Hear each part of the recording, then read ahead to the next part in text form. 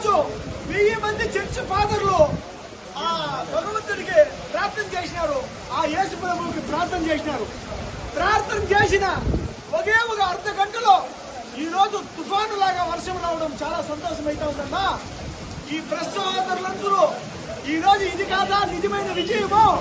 ఆ రోజు గుండెబాడులో మునిగింది, ఆ గంగమ్మ తల్లిని వేడుకుంది. ఈ రోజు 1000 మంది చర్చి ఫాదర్లు 1000 మంది చర్చి ఫాదర్లు ప్రార్థన చేసినారన్నా ఆ గంగమ్మ తల్లికి. ఈడున్న దరిద్రం మొత్తం పోవాలని ప్రార్థన చేసినారు. కాబట్టి తప్పకుండా ఈ రోజు ఆ గంగమ్మ తల్లి ఆశీర్వదించింది. అమ్మా గంగమ్మ తల్లి, నేను 3 మునిగలకి మునిగేదానికి మంచి ఆశీర్వాదం ఇచ్చినామమ్మా.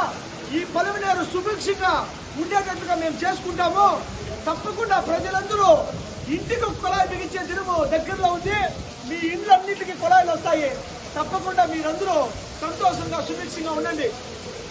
5-10 సంవత్సరాలు ఇంకా నరకం అనుభవించినారు. నరకం చూసినారు మహిళలంతా. ఇంకా పైన నరకం లేదమ్మా. తప్పకుండా అందరూ ఇంటికి ఒక కుళాయి పెట్టుకొని నీటి సమస్య లేకుండా సంతోషంగా సుభిక్షంగా ఉంటారని మనస్ఫూర్తిగా నేను మీకు విన్నవించుకుంటా ఉన్నానమ్మా. తప్పకుండా ఇది చాలు. చర్చి ఫాదర్లంతా ప్రార్థన చేసిన తక్షణమే, చర్చి ఫాదర్లందరూ ప్రార్థన చేసిన తక్షణమే ఈ రోజు వర్షం పడడము చాలా శుభసూచకంగా ఉండాలి. చాలా చాలా సంతోషం అన్నా. Thank you.